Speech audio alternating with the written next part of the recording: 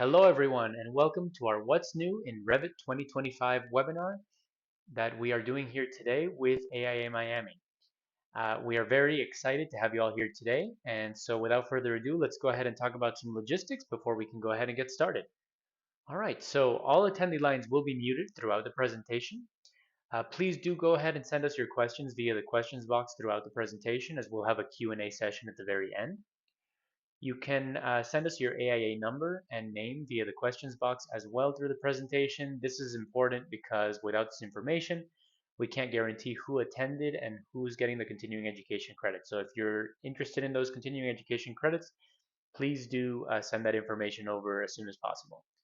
The webcast will be recorded for future viewing, so you'll be able to see that both on our website and on our YouTube channel probably later on today. And in addition, you'll actually receive an email if you're registered for this webinar with a recording as well. So any questions, concerns, anything of that nature, please give us a call at 305-445-6480 or email us at info@ddscad.com. All right, so without further ado, Jim, go ahead and take it away. Thank you, Alan, for that very warm welcome. Let us begin with key themes for the improvements of Revit 2025. They are in the fields of design productivity, sustainability, analysis, interoperability, cloud and data, and documentation efficiency. Continuing on, we will see a list of all of the improvements that have been added, starting off with the design productivity. As you can see, it is quite extensive and it carries on to the next slide. We will be trying to cover as much as we can, especially on the yellow ones that are marked here, but because of time constraints, we won't have enough time to actually touch on everything. Moving from the design productivity for Revit 2025 improvements, we will take a look at sustainabilities. For example, right here, okay, we have the analysis improvements, interoperability improvements, and the cloud and data improvements. Moving forward with more improvements, we have also documentation efficiency in Revit 2025, which has been improved also in such areas such as sheet collection, batch delete and add to library materials, etc., etc., etc. Once again, let us remember that due to time constraints, we don't have the ability to show you everything, but we will make the best effort to show you as much as we can.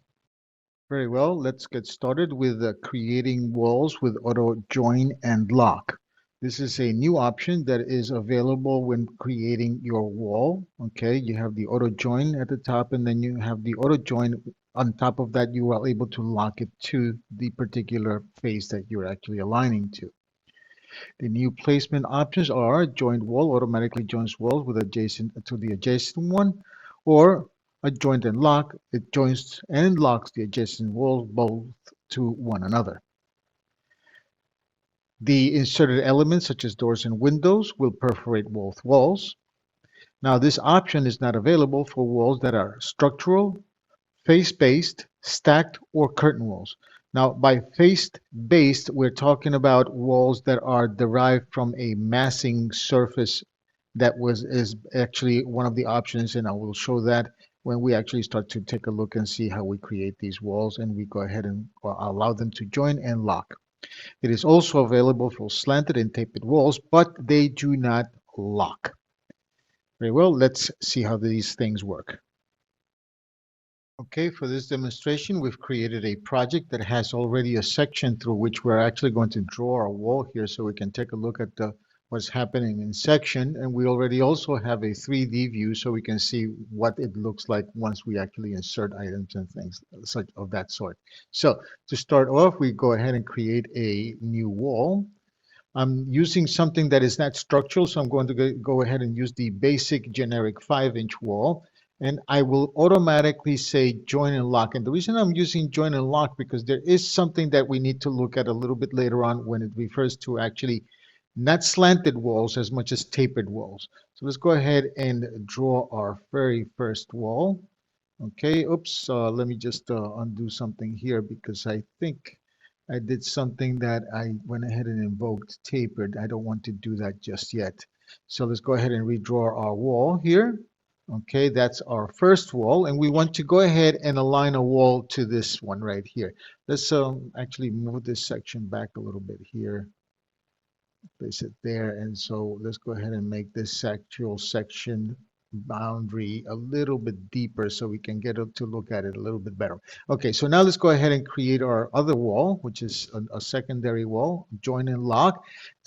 For the join and lock to be able to work, or even the join, you need to be actually aligning to either an exterior or interior face, and you have to understand which way you're actually drawing. We know that if we actually start our wall here and look down towards the end, okay, being on this side, then our exterior is going to be looking at the end on the left side. So if I go finish face interior, okay, which is the one I'm going to select now, this will be joining the bottom of the wall to the top of the wall that's already there and existing. Once we draw it, you will notice that you don't get two separate walls as you would, let's say, for example, in this fashion. Okay, as you can see here, you see you have two walls. You probably have to do some sort of a Boolean to actually get the same result, but this is a little bit faster and easier. Okay, let's go ahead and move this. Let's see the section here. So we actually take a look at it in a better way, maybe stretch the wall a little bit. Let's go ahead and place a door, and let's go ahead and place a window. So let's go for a door right about there. Okay, well, it opens up both of them very nicely. Let's go ahead and make this a little bit longer. And let's go ahead and place a window to the outside, obviously. And there it goes. If I actually change both of these walls here to separate walls, let's go ahead and switch this one to, no, that's actually, because it doesn't work on stack walls. This is correct. So let's go ahead and take a look at this in section. Okay, as you can see, let's go ahead and make this one a little bit shorter so we can see the difference between the two. They're actually being cut. Let's go ahead and move the section here a little bit further in so we can see the opening. There we go. Back to the section. As you can see, it's actually opening it up very nicely. Let's see if there we go. Shadow allows us to understand it a little bit better. So, okay, so here we see the doors being open. If opening both walls, if we actually go to 3D, we see that not only does the door open both walls, but also the actual window. One thing I do have to actually bring to your attention is to create an opening here, right? So let's go ahead into the openings, wall opening, and I say, okay, this wall, and I start my wall opening. Notice what happens. Wall openings don't perforate both walls. I can perforate the other wall and then, give it the illusion that you're actually perforating both walls, but the truth is that you're not. Okay, notice what I did. I actually had to pick the back wall after I picked the first wall. So please remember, doors and windows perforate both, but openings have to be done on each separate wall, okay? Let's go ahead and move on to something different, which is how tapered walls will behave in this particular situation. Now, we're saying tapered walls, we're not talking about slanted walls. So let's go ahead and do a couple of things here by erasing this wall here. Notice because we placed it on that particular smaller wall, it deletes it from both of them. Let's go ahead and delete that. Let's go back to level 1 and let's go ahead and now let's go ahead and add another wall. Let's make this one a let's go ahead and make it a generic. Let's duplicate that. Okay, and let's call this one tapered. Okay, let's go ahead and say okay to that. Okay, and let's say okay to this. And let's invoke the tapered option. Oops, I misspelled tapered. That's quite all right. Okay, let's go ahead. And now when we actually create it, I'm going to say join and lock, okay? Let's go ahead and join and lock. We said that it doesn't work in join and lock. That's true, but not necessarily all true. Why? Because because we're actually going to go ahead and say that the wall alignment is in the face interior, as we had stated before, okay, and that this is actually going to have an exterior angle taper of 15 degrees, let's say. Okay, so when we actually come in and do our new wall, notice that it's allowing me to do it. When I go ahead and draw my wall, it allows me to do it. Now the question is, why does it say that you're not allowed to do that? See that it's actually locking the faces. But the answer is very simple. If we actually look at this, okay, in section, and let me just go ahead and make the top section a little shorter so we can see the difference. The reason why this is working is because this is a vertical side, and because we tapered the exterior, then the interior is a vertical side. So the verticals actually align properly, okay? So that being the case, is it true that it doesn't work? And the actually join and lock doesn't work? Yes, it doesn't work if this both of these angles are different from the vertical. Okay, then it doesn't work. But because they're equal, it works fine. All right. So please be aware that that is one thing that is actually happening here. Okay. And the nice thing about this, if we look at a 3D, is that we can actually go ahead and make some very interesting little, oops, cancel that. Little interesting little items here. Let me just do that from the top instead. Okay, and let's go ahead and move, not move that side. Let's go ahead and move this point. Okay, this is actually not giving us the desired result. So let's go ahead and delete that and because it is locked. Okay, so that, let's see actually something interesting. Since we're actually on the subject, let's go ahead and make sure that these 2 points are equal. Okay, and let's see if we can actually switch, make this, no, it's going to give us an angle and then we're going to disappear. So please remember that there are some modifications that will not actually work on this. Okay, and that being the case, these being it. And now we're having a little bit of a, okay, yeah, that was a graphics problem, nothing more and nothing less.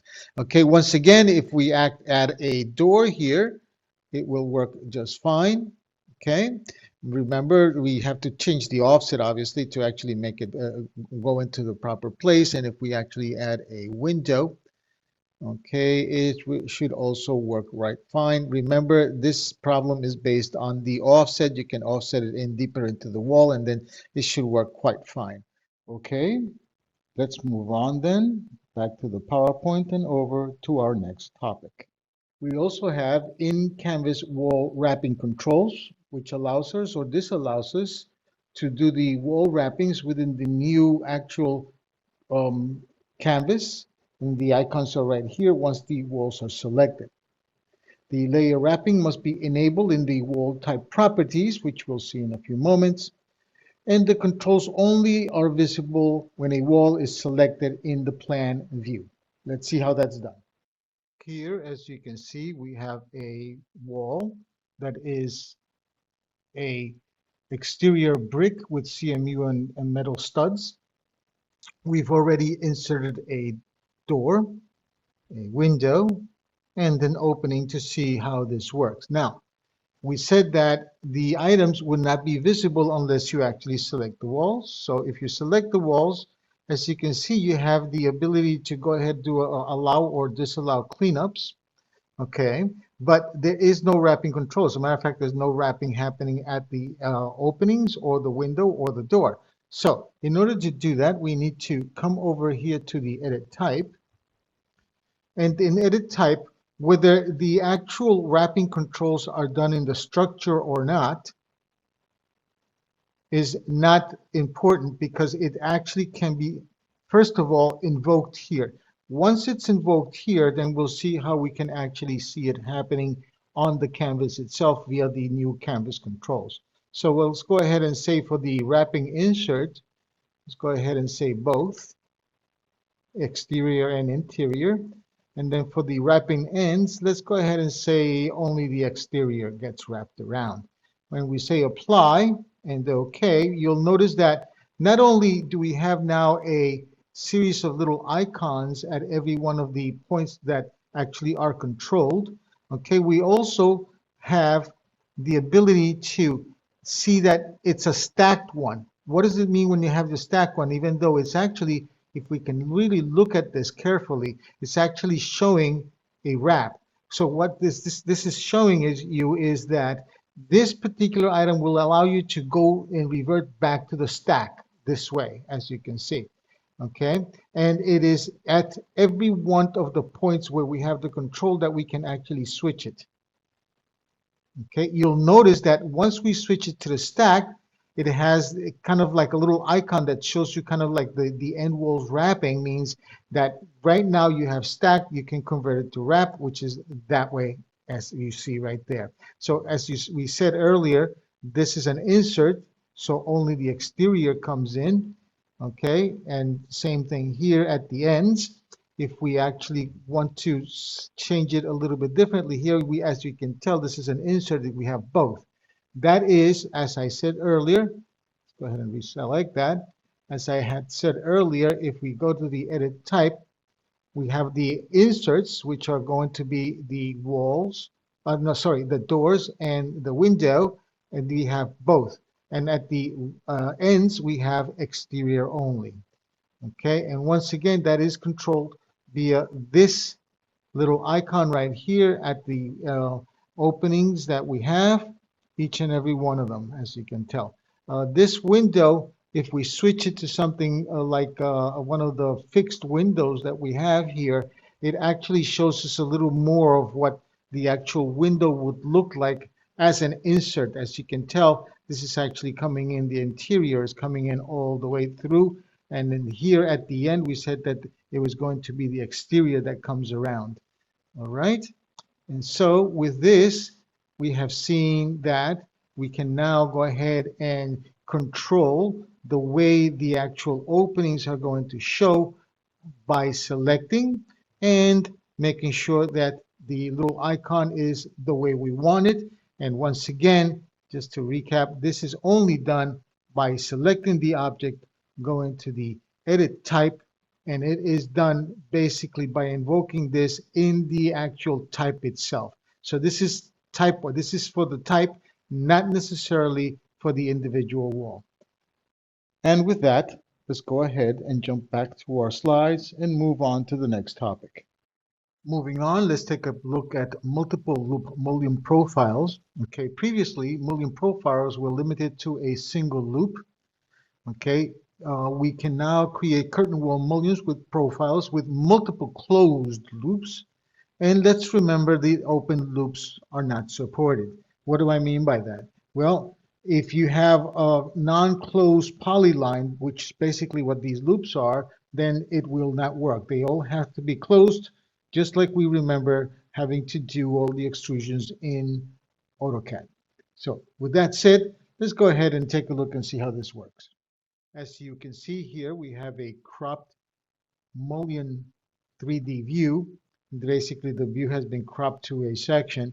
And what we have is this one here. This is a multi-loop um, um, mullion that we created. And this is a single loop mullion. As you can tell by the look of this, you see that the actual multi-loop will give you the perforations of the mullions that we so like, especially in the details. And we can also see that the single loop mullion will give you a solid rather than a hollow, which is really what these all should look like. That being the case, let's go ahead and take a look and see how we can actually go ahead and make one of these.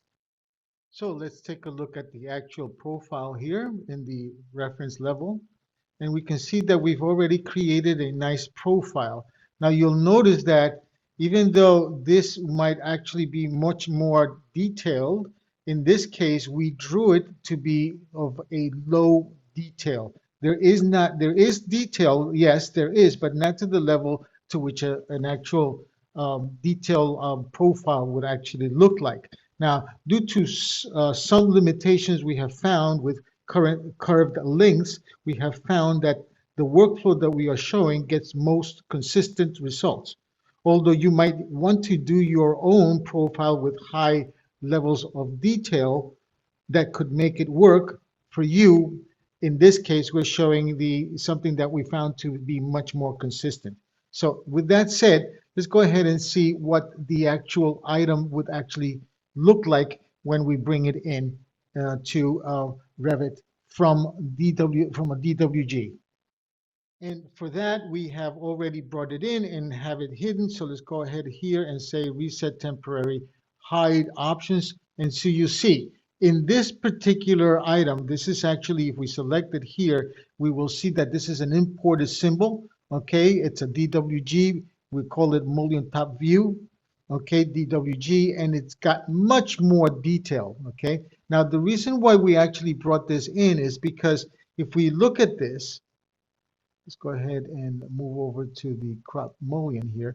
If we look at this, we could say that we actually want to go ahead and create much more detail for our actual detail view of this, okay? So this is not enough detail for that. How can we actually go ahead and show it in that fashion? Well, what we did here in the actual mullion profile is we brought in the DWG and we gave it very specific visibility graphics options, which is that this particular style will only be seen in the fine detail, okay?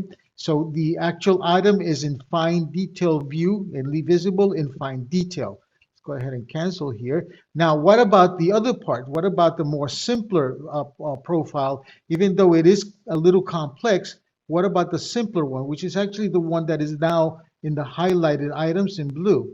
As you can tell, that one's visibility graphics is visible in coarse and medium, but not on fine. So this is how we're going to actually control what we see in our actual project. So let's go ahead and cancel this, and then we'll go ahead and bring it over to the crop view here. And let's go ahead and say we have a call out here that is already showing us the actual profile. This call out is actually the basis for these crop 3D view. Okay, so what happens here is in the actual view here, we have the option, because we've set it up in the actual profile family that we used for the special mullion, which is what this is. This is actually this one right here. Okay. Okay. Obviously, to create that, we have to go ahead and go right click, whatever, create new type. And in the new type, we go ahead into the properties. Okay. And in the properties here, we assign the specific mullion profile that we're choosing. Okay. Which in this case is going to be the vertical mullion profile. Okay. Number 2 for this case. That being the case, then, this, as we had set it up in the actual profile, is controlled by the level of detail. In this case, we have it at the level of detail at, let's go ahead and switch this over to wireframe. Okay, we have the level of detail to be fine, as we can see right here. And if we switch it over to the coarse detail, then we see the much more simpler item, okay, which is the more simple particular profile that we use to create the actual extrusion for the profile. The other one, which is the more fine detailed one, is for the actual detailed views, as we can see. Now, what we do with that is, rather than creating humongous amount of geometry, which a high detail profile would create, apart from the fact that we stated earlier, having some curved lengths limitations, okay, it would actually create a lot of weight for the drawing. So this is a nice hybrid way to actually go ahead and be able to view your actual mullion in high detail and extrude it, as we can see here, in a low level of detail. We also see that we created a double glazing panel for this particular one, because as we see once again in the high level, this is actually a double glazing particular type of mullion object type. Okay, so now that we have seen this particular topic, let's jump back to our slides.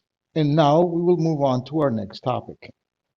Okay, guys, let's continue on looking at single elements or empty arrays in families. Okay, this will give us the ability to display arrays containing 0 or 1 element. It will work as expected both in linear and radial arrays, and it's available only within the family editor. That means that you can only do this in the actual family itself. Okay, so you create the family array within the family, and this will allow you to then create the parameters necessary to be able to then control it in your project.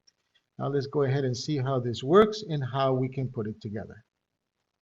As you can see here, we have a array already set. Okay, if we select it, we realize then that this in fact is a family because it allows us to go to edit family, and it has a horizontal array parameter and a vertical array parameter in the properties of the array itself. Okay, so we can go ahead and say this is no longer going to be a horizontal one. Let's say 3, let's say it's 1.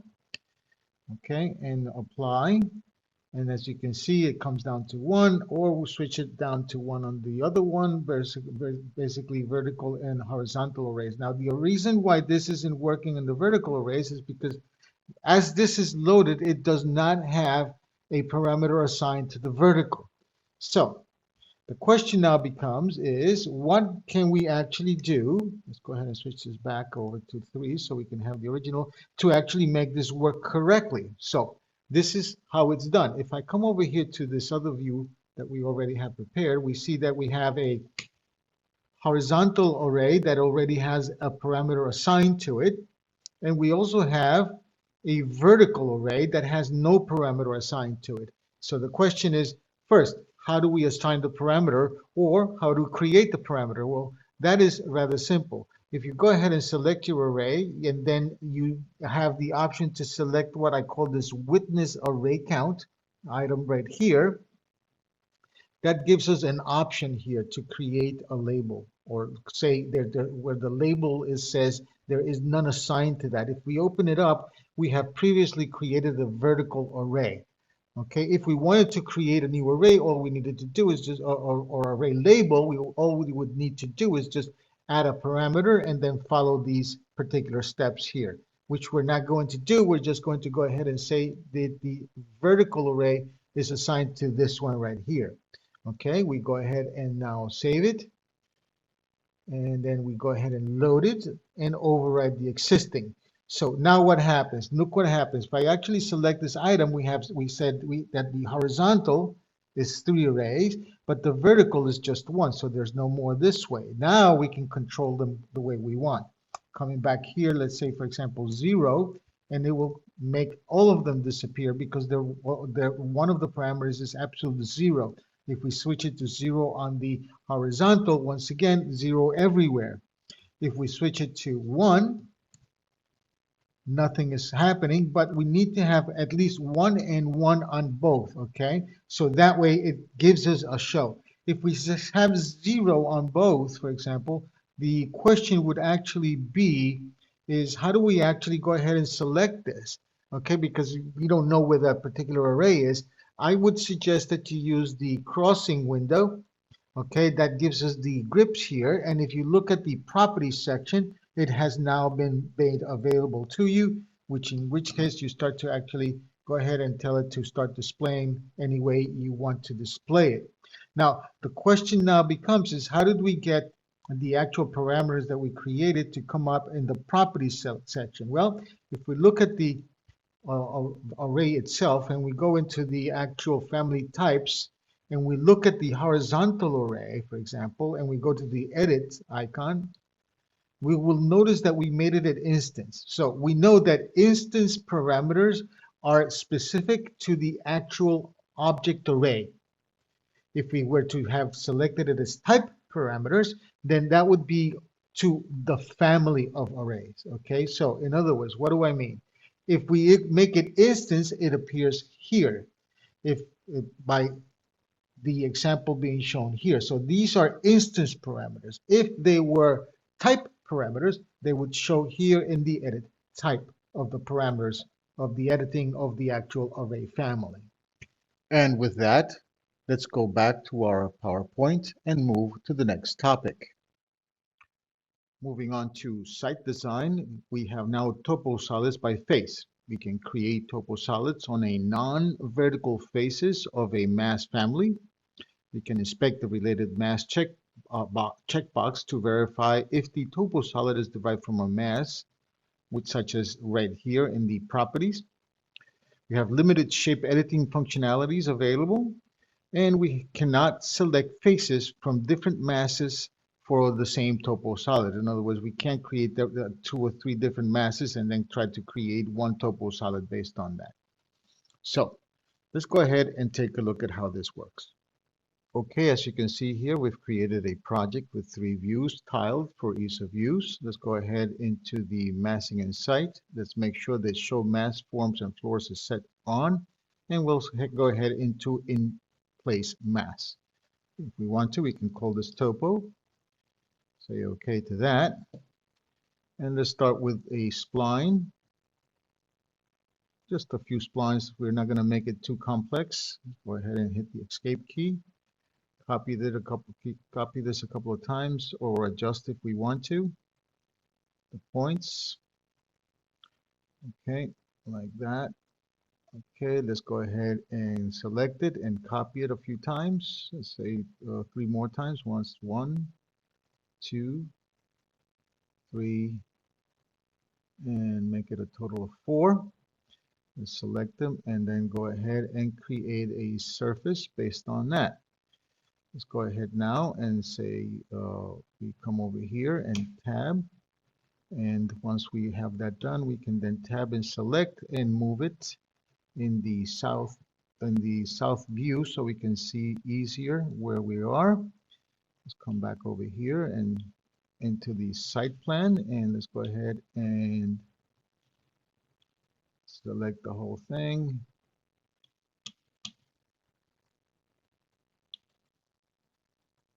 Okay, it's a little hard to select. Back into south view, and let's move it up, and let's go ahead and select the last spline here and move it up some more. Okay, now once this is done, we can actually obviously move the points around if we so wish.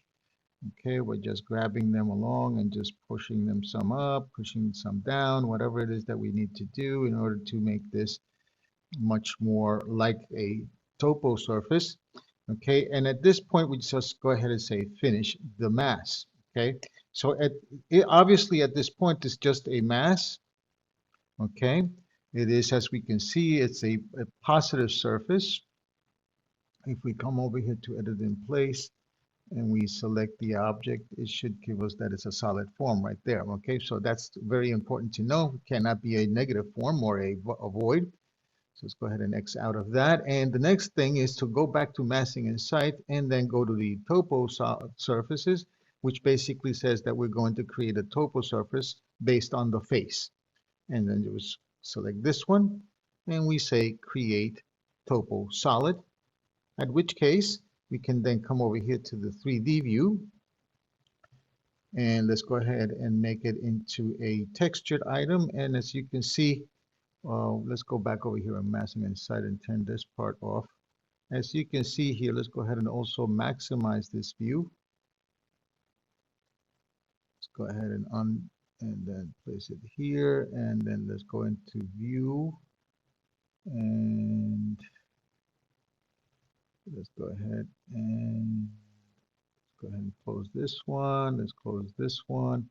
So we can take a better look and see at what it is that we've done. As you can tell here, let's go ahead and switch it from realistic to consistent coloring so we can see better. We've created basically a topo surface from a 3D massing solid that we created. So with that, we've seen how to create a massing that will then be eventually turned into a topo. Let's move on. Now we come to the site design, excavated surfaces, hosts elements. What does that mean? It means that you can actually now go ahead and bring in a family that is a face-based, as it says so right here, exposed surfaces of cut topo solids can host face-based components, such as a tree, for example, or a railing, and then it can host it on the exposed area that you see here. Not only that, but the family itself will also tell you who is hosting it, such as the topo solid, as we see here in the properties. So with that, let's take a look and see how that works.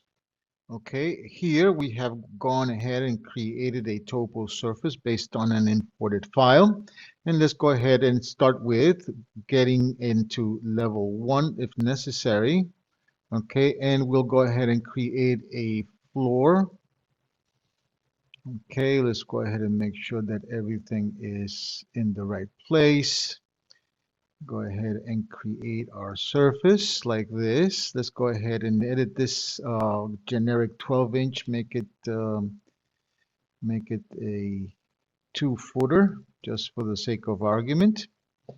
Say okay to that. Okay, and let's go ahead and check. Now that we've done that, let's go ahead and say that this object is going to have an excavated object, which is this one right here. Great. Now let's go ahead and create a section to make sure that this is actually working the way we expected. Okay, let's go ahead and go like this. And let's move over to our sections. And we see that we need to actually move this item down a bit. And as you can see by the look in the section itself, that is actually excavating into our actual topo solid or topo surface. Let's go back into 3D. And for the sake of argument, to make sure that we're actually going ahead and actually hosting our family onto the surface of the topo itself and not the slab here, let's go ahead and hide the slab. So we hit the element, and let's go ahead now into the massing and site, which will have the site components, and we can then go ahead and create an object that is going to be then based on the actual surface. Okay, so you can create most of everything that you want on this surface, or you can move over to the actual contoured area rather than the excavated area, and you can actually place your trees anywhere on the contoured area. It will recognize the particular surface, that area that it's actually you're actually highlighting, and it will place the tree at that height. Say, for example, we have some over here, and let's say a little bit close to the pinnacle here, and then just make sure we have some here and here, and let's see what that looks like in our section here. Let's escape. Okay, let's go ahead and say section here, and as you can see, the actual trees have been placed in the proper placement upon the actual topo surface. Okay, not only that, as we said earlier, the actual object, when you select it, it will actually tell you where it is actually being hosted. It's being hosted right now at the topo solid grassland, which is what this one is right now. So with that, we've seen how we can actually host our families on a topo surface. Now remember, they are face-based. Moving on now into site design, contour displays when editing. Contour lines are now visible when shapes editing and a topo solid. Contour visibility responds to graphic overrides and contour type settings. So let's take a look and see how that works. Okay, in this one we have the same topo surface that we had before. Let's go ahead and see how we can invoke the points. Okay, by selecting the object, we notice that the points aren't actually visible. Okay, we have to actually go ahead and add a spline or whatever in order to see them. Okay, so the question here becomes is, how can we actually go ahead and make these points visible when we select the surface? Well, we first select the surface and invoke preview points. And at this point, you can start to see all of the preview points without having to go into the editing part of the actual topo surface. Okay, if we actually go ahead and turn this on, let's say for the added split line, you will notice that you were able to see also the contour lines, or that rather the split lines that are happening here for the points. So we can actually go ahead and turn this into a hidden line in order to go ahead and be able to see much more clearly where all of our actual split points are. So with that, we have seen now how to get our surface points to be shown without necessarily going into our modification tool. Another improvement in site design is the shape editing snaps. When shape editing a floor, roof, or topo solid is enabled or disabled, the snapping to inner points and edges will be now turned on by the use of this little actual option right here. Snapping options are along the surface, X, Y, snap, Z on topo surfaces, such as right here. Okay, you absolute X, Y snaps, Z based on elevation based settings. You have the snap X, Y, and Z, X and Y, and Z snapping to a 3D point. And we also have some limitations. You cannot snap to splines. Snapping is conditioned by view range and prioritize endpoint and midpoints of the actual topo. Let's see how that works. Okay, we are now back to our solid topo surface that we have here where we invoke the editing preview points. Now, in order to be able to snap to these points, we come over here and we say snap to editor points and lines. And so we can actually now go ahead and say split line, and we can go from anywhere on the line itself. It used to be very difficult to be able to pick on the line itself this way, but now we can actually go ahead and create our points in this fashion, which allows us to then go ahead and break. We can even, as I said, go to one point from one point to the other, and it will go ahead and create all of the necessary subdivisions as required to keep the topo surface nice and valid. So with that, we have come to see how the snap to editor points and lines are invoked and used. Now let's take a look at sheet collections. You can apply custom browser organizations using the collections parameters. You can create new sheets directly under a collection in the project browser. You can filter sheets by sheet collections before printing or exporting. And you can apply view filters using your sheet collections values. Let's take a look and see how this is actually done. As you can see here in the project browser, we have already created two sheet collections, okay? And the way to do that is to come over here to the sheets, right click, and you see new sheet collection. After which is what we did here in these two instances, we can actually right click on it, rename it, and let's call this one documentations.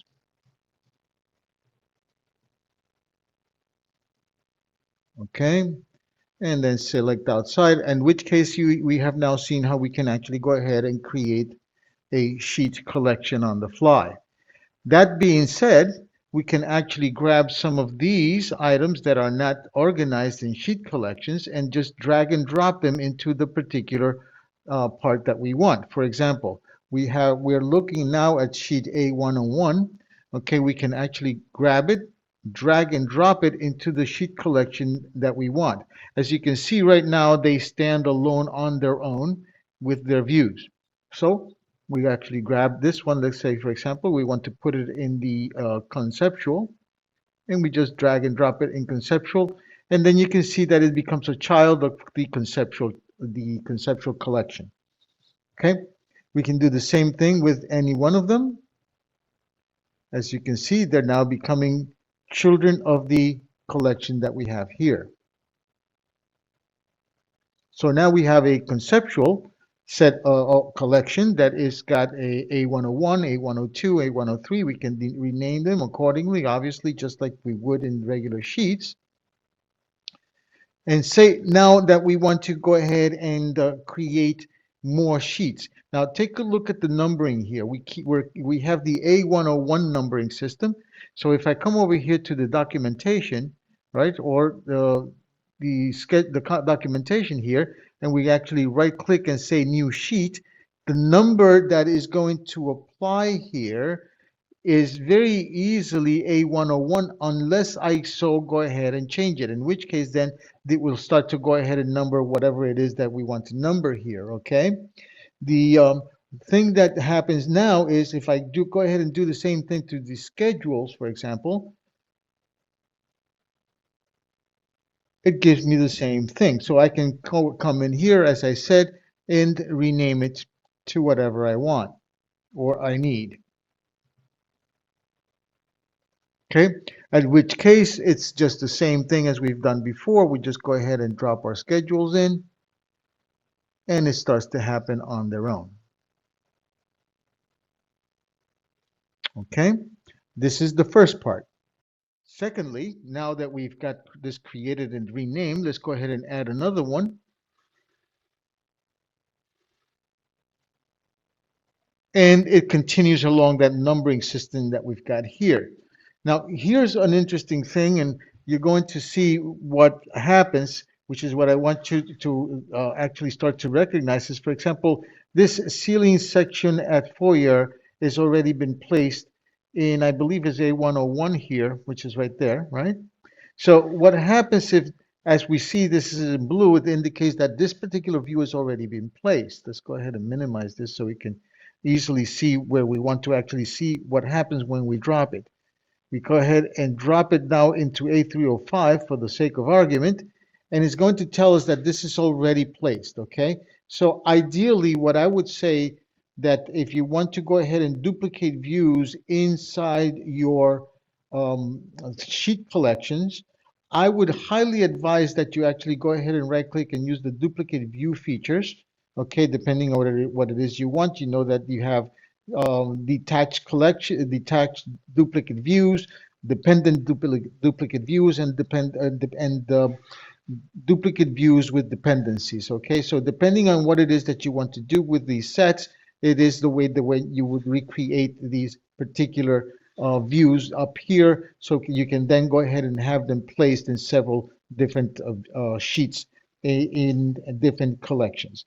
Continuing on, we can see now that we have been organizing this. The question is, can we actually organize this in a better way according to the actual sheet collections? Okay, yes, you can, and you do that by you go to the View tab, and at the end user interface, you have the ability to go ahead and bring up your browser organization feature, in which case you can say New. Let's call this one Sheet Collections.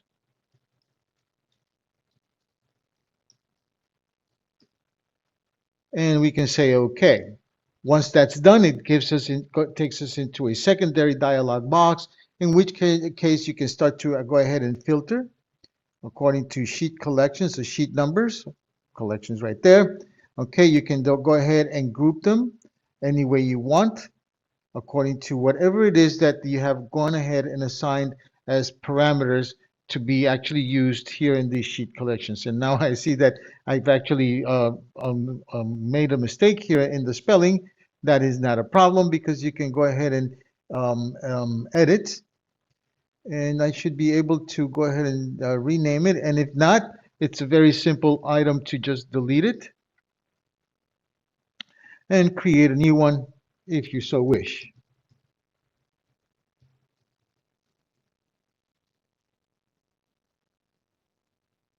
And go ahead and do what is needed to be done here. Okay, once we have that done, we can see then that you have your sheets available. You can go ahead and and sort them out this way, or you can go ahead and schedule them out any way you want according to whatever parameters you actually decide. Let's go ahead and cancel here, and let's move to the next part, which is how can we actually deal with these sheet collections when we actually go to plot? So for that, we come over here to the plot dialog box. Okay, we go ahead and select view sheets or whatever it is here. In this case, we're going to select views and sheets by going to the select button. Okay, and then we can actually come in here and say that we want to create a new one. Okay, collections.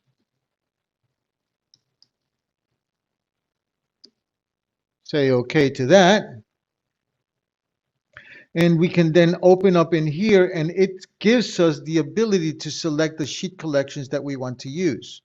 For example, we don't want to these, we just want the sheet collections. Okay, and we just go and now we have all of the sheet collections available to us here. Okay, and then we can go ahead and select the ones we want, in which case then we can go ahead and proceed in the normal way in which we actually go ahead and create, which is our batch plotting, which is really what this is actually allowing you to sort out and organize. And with that, we have come to the end of this section. Let's go back to the slides and move on to our next topic. And now we come to the align and distribute annotations improvements, where we can select annotation, including text, tags, and keynotes. New align and distribution contextual ribbon panel, which is this one right here, multiple align, and we have the also justifications. Newly distributed with one click. Basically, you select your items and go ahead and select which one of these type of alignments you want or distribution. These two here are distribution. And you have text alignment for multiple selected texts. So why don't we go ahead and see how that works in live? In this particular segment, what we have is different types of notations. What do we mean by that? It means that in this particular type of notation, this is actually a typed in text notation. And in this one right here, it's actually a keynote that we're using the actual textual or text description rather than the numeric values. Okay, so how does the alignment work? Well, if we go ahead and say, for example, let's select these three right here, and we want to align them to the actual left, we select the objects, multiple objects, obviously, and then we go to the left alignment, this being the vertical alignment. If we want to go ahead and switch them to the top or to the middle or align to the bottom or evenly distributed, which is actually probably the best way to actually do these four, all I have to do is just select my option. For example, if I go to the left, they all align to the left. If I want these evenly distributed, I just go to the distribute evenly, and as you can tell, they spread the items out nicely. If I want to go ahead and add another one, all I've got to do is select these like this once again, and then just align them to the left. It's going to go to the leftmost or the rightmost, depending on which ones you go ahead and select in this particular view. Now, let's say, for example, you want your text aligned to or justified either to the left or right. You have these new justification tools, okay, in which case you have your justified to one side. Basically, all of these texts right here will be justified to one side, meaning the left in this case, or you justify them to the right, or keep them in the middle.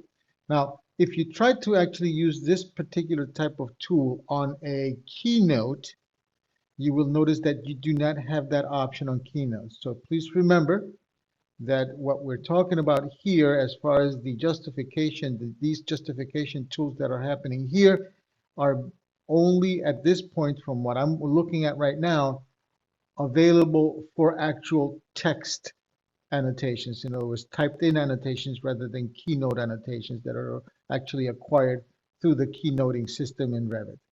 So with that, let's go ahead and move on. Okay, Jimmy, thank you so much for that. So let's get into the questions now. So the first question that I have here is, can you face host a tree onto a face-based topo derived from a massing? Yes, you can, but you must first convert or generate your topo from a massing face. You can also load other site-related families that can also be hosted on the topo, but remember they must be face-based. So let's take a look at that real quick. Go ahead and close this out here. Open up the contours, and as you can see, I think I have some stuff hidden in here. Let's see real quick. Yes, I do. I have a topo surface and a topo massing. This particular surface was based on this massing, so let's go ahead and unhide this, the elements, and let's turn that off. Okay. And let's make sure that in massing inside we have show massing. Okay, there we go. Okay, so the question is, can you actually go ahead and host it on a massing surface? Let's go ahead and get rid of this one and regenerate the surface here. Okay, so if you try to actually go ahead and host a tree on this, it won't let you happen. It won't happen. In here, you'll notice that it actually lets you select. Let's turn this into hidden mode so it's a little easier. So you see in here, it allows you to go ahead and select the face to actually load it on, but this is a massing, a topo solid rather. This isn't yet.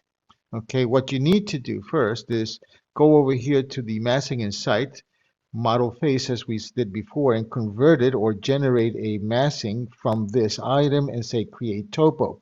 Okay, it is now on this topo. Let's go ahead and move it.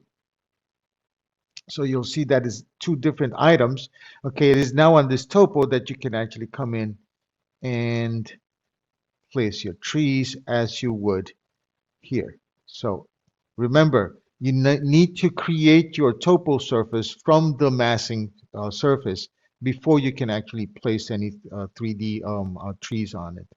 Okay, let's go ahead into the next question. Okay, great. So here's the next question. We noticed that you use the trees that are in the massing and site tab. Can you also use trees from the architectural tab build panel component? Actually, that's a pretty good catch. Okay, yes, you can, but once again, really the most important part is that it is a topo surface. So the question really becomes is we use these trees right here, okay, in order to place them, right? Can you use the trees that are going to happen here in components? Okay, and if I open this in here, we will notice that we do have some foliage here.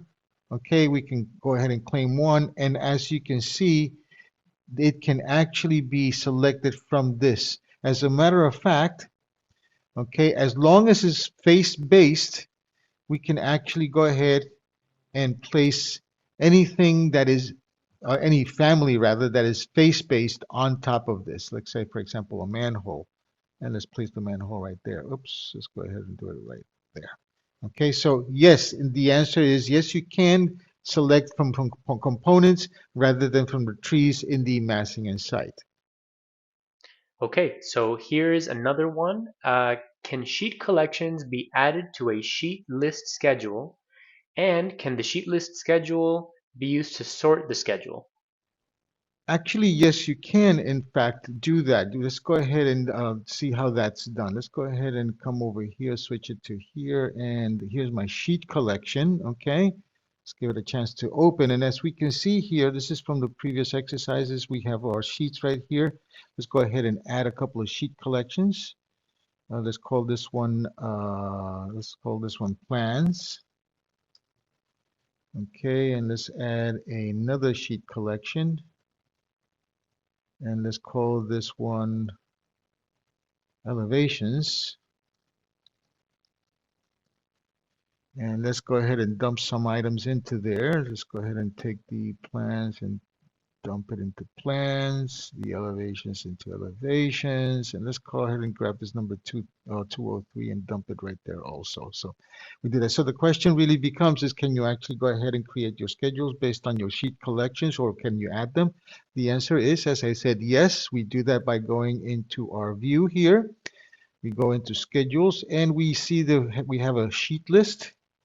Okay, this opens up our sheet list properties, which allows us to go ahead and look at the parameters and create our schedules based on that. If we look down here, we have sheet collection. We can go ahead and add it. Okay, we can have the sheet name if we want to do that, or whatever else that we require to actually go ahead and to add that. Let's go ahead and sheet number. Let's add that also. Okay, and let's go ahead and order it a little bit here. That's good enough. And let's go ahead into sorting. And yes, in fact, like I said, yes, you can make a sorting by the sheet collection. Let's go ahead and say okay to that. And as you can see, we have our sheet list with a sheet collection as the heading with the sheet collection names here, the numbers in the second and the sheet name on the last. Okay, so we have another question here? So I think we have time just for one more right now. So let's go here in the topo solids. Can you get excavation values per individual item? And can that object be placed on a schedule that can report excavation values per object and give overall totals? Yes, in fact, you can do a schedule for excavations, but it must be on a multi-category. So let's go ahead and take a look at that. Let's go ahead and move over here to 3D, I believe. Yes, okay, great. We still have it opened. And let's go ahead and just for the proof here, let's go ahead and move this. Oops, let's not move it. Let's go ahead and copy it here to here. Okay, let's go ahead and get rid of our little trees here. Let's get rid of some of this stuff so they don't get in the way. Go ahead, right click, select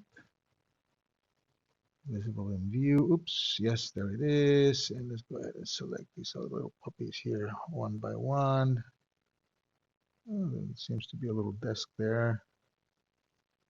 Okay, select that and that. Okay, let's go ahead and select this piece. Let's go ahead and copy it from here to here. Okay, let's go ahead and turn this into wireframe so it's easier to do the excavation. Perfect. And let's go ahead and say that this object here, okay, as we did before, we're going to excavate and we're going to excavate that one. What do I have two in there?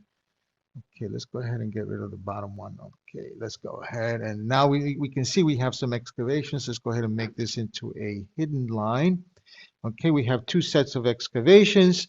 So what we do for this is basically we once again go to the view, and in view we'll go ahead into schedules, and this is going to be schedule quantities. We'll leave it as a multi-category, okay? And then we actually go ahead and say okay to this. This is going to be a multi-category. Then we'll go ahead and in order to select the objects that are there, we're going to say category. Okay, and obviously we want the excavation. So the excavation volume on topo, and we'll go ahead and add that. Okay, let's go ahead and say, let's not do a sorting, but we do have to look at sorting in order to get grand totals. So where we go a step ahead and say, not just give me the volume of each one of these excavated, but give me the total volume. Okay, in formatting, we're going to select the excavation and calculate totals, and we'll say okay. And once again, here it is.